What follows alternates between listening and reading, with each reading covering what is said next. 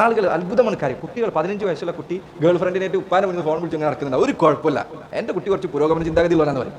അള്ളാഹു ഹലാലാക്കിയ വിവാഹം അവൻ്റെ കുടുംബത്തിൽ ആരെങ്കിലും ഒന്ന് കല്യാണം കഴിക്കാൻ ഉദ്ദേശിച്ച് നോക്കട്ടെ. നേരത്തെ ഈ ചങ്ങാതി അപ്പം തന്നെ കയറി വന്ന് പ്രശ്നം ഉണ്ടാക്കി, എന്ത് ഇത്ര നേരത്തെ കല്യാണം കഴിക്കുന്ന നിങ്ങൾക്ക് എന്തെങ്കിലും പിടിച്ചിക്കാൻ പറ്റുന്നില്ല, എന്തൊക്കെ വൃത്തികെട്ട വാക്കുകൾ ഇവൻ്റെ നാവുണ്ടോ പറയും.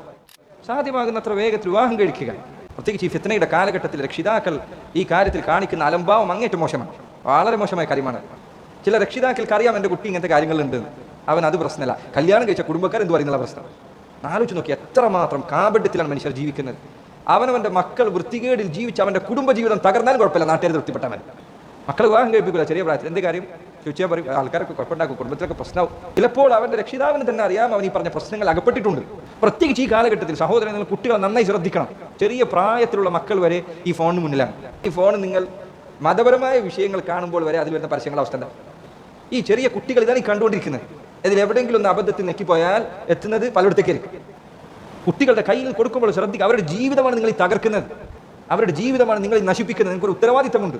ഇന്നത്തെ കാലത്ത് ഇത് പറയാന്നുള്ളത് തന്നെ എന്തൊരു പഴഞ്ചൻ കാര്യമായിട്ടുണ്ട്. അതൊക്കെ ഒരു പ്രശ്നമില്ലാത്ത കാര്യം. കുട്ടികളുടെ ജീവിതമാണ് ഈ നശിക്കുന്നത്, അവരുടെ വൈവാഹിക ജീവിതമാണ് തകരുന്നത്. എന്തുകൊണ്ടാണ് ഈ തലാഖും ഈ പ്രശ്നങ്ങളൊക്കെ വർദ്ധിക്കുന്നത്? എന്തുകൊണ്ടാണ് ലൈംഗിക വൈകൃതങ്ങൾ വർദ്ധിക്കുന്നത്, വൃത്തികേടുകൾ വർദ്ധിക്കുന്നത്?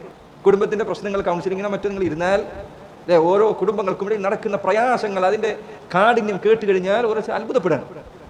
ചിലപ്പോൾ ചിലർ മതപരമായ എന്ന പേരിൽ ഇത് അനുവദനീയമാണോ എന്ന നിലയ്ക്ക് ചോദിക്കുന്ന ചോദ്യങ്ങൾ വരെ അത്ര പ്രയാസകരമാണ്, കേൾക്കാൻ പ്രയാസം. എവിടെ നിന്നാണ് ഈ കുട്ടികൾ ഈ പറഞ്ഞ വൈകൃതങ്ങളിലേക്ക് എത്തിപ്പെടുന്നത്? എങ്ങനെയാണ് കുട്ടികൾ ഈ നശിച്ചു പോകുന്നത്? ഒരു ഉത്തരവാദിത്തമില്ലേ? ഇവരെല്ലാവരും ഒരു ധാർമ്മികതയും ഇല്ലാത്തൊരു സമൂഹമായി വളരുന്നതിന് വേണ്ടിയാണ്. അതിനാണ് അള്ളാഹു നമുക്ക് മക്കളെ തന്നത്. നമ്മളിതിന് ഉത്തരം പറയേണ്ടി വരില്ലേ? അതിലൊന്നും ഒരു കുഴപ്പമില്ല. വിവാഹമാണ് ഏറ്റവും വലിയ പ്രശ്നം. ഈ ഫെമിനിസ്റ്റ് ഐഡിയോളജിയുടെ പ്രശ്നങ്ങളിൽ ഒന്നാണ്, അതിന്റെ സ്വാധീനങ്ങളിൽ പെട്ടതാണ്. വിവാഹം ഒരു വൃത്തികേടല്ല, വിവാഹം ഒരു മേന്മയാണ്. വിവാഹം നല്ല കാര്യമാണ്, വിവാഹം മഹത്തരമായ കാര്യമാണ്. ഈ കാണുന്ന മനുഷ്യരും ഈ കാണുന്ന ജനങ്ങളും ഒക്കെ ഇത്രയും കാലം ജീവിച്ചത് വിവാഹം എന്ന സിസ്റ്റം ഉള്ളത് കൊണ്ടാണ്. ഇല്ലെങ്കിൽ നമ്മളൊക്കെ എന്നോടെ ഇല്ലാതെയാവും. എന്നിട്ട് ലിവിങ് ടുഗദർ, ഒരുത്തിന് തോന്നുന്നവരെ ഭാര്യനായിട്ട് ജീവിക്കുക, എന്നിട്ട് അവന് തോന്നുമ്പോൾ ഇറങ്ങിപ്പോവുക. അവന് കുട്ടിയായി കഴിഞ്ഞാൽ ഈ കുട്ടിയെ നോക്കേണ്ട ബാധ്യത ആ സ്ത്രീയുടെ തലക്ക്. ഇതാണോ പുരോഗമനം? ഇതാണോ മേന്മ? എൻ്റെ പ്രിയപ്പെട്ട മുസ്ലിങ്ങളെ, നമുക്കിടയിലേക്ക് ഇങ്ങനത്തെ ചിന്തകൾ കയറി വരെ എത്ര അപകടമാണ്.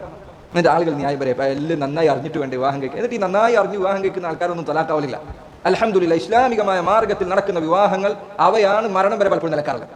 ഇവർ ഈ പറയുന്ന ലിവിങ് ടുഗദർ എല്ലാം നടത്തിയിട്ട് കല്യാണം കഴിച്ച് 2 വർഷം പോലും ചിലപ്പോൾ നിലക്കല്ല, ചിലപ്പോൾ 2-3 ദിവസം കഴിഞ്ഞാൽ തലാക്കാവും. പറഞ്ഞു വന്നത് സഹോദരങ്ങൾ, ഇത് വളരെ ഗുരുതരമായ പ്രശ്നമാണ്. നമുക്ക് ഗൈറത്തുണ്ടാകണം. മുസ്ലിമീങ്ങളുടെ ചാരിത്രം, നമ്മുടെ സ്ത്രീകളുടെ പരിശുദ്ധി, നമ്മുടെ തന്നെ പരിശുദ്ധി, ജീവിതത്തിലെ വിശുദ്ധി, ഇത് കാത്തു സൂക്ഷിക്കപ്പെടേണ്ടതാണ്. ഇത് പറയാതെ ഇതിനെതിരെയുള്ള സംസാരങ്ങൾ കേട്ട് നമ്മളിൽ പലർക്കും ഒരു പ്രശ്നമില്ല. ഇങ്ങനത്തെ കാര്യങ്ങൾ പറഞ്ഞാൽ ചില ആളുകൾ പറയും നിങ്ങൾക്ക് ഇതന്നെ ചിന്തയുള്ളൂ, ഞങ്ങളുടെ മനസ്സിലൊന്നും ഇങ്ങനത്തെ ചിന്ത ഒന്നും വരുന്നില്ല എന്ന് പറയും. മനുഷ്യരിൽ ഏറ്റവും ശുദ്ധിയുള്ള ഹൃദയം ഉണ്ടായിരുന്നത് അള്ളാഹുവിൻ്റെ റസൂൽ സ്വല്ലല്ലാഹു അലൈഹി വസല്ലമക്കാണ്.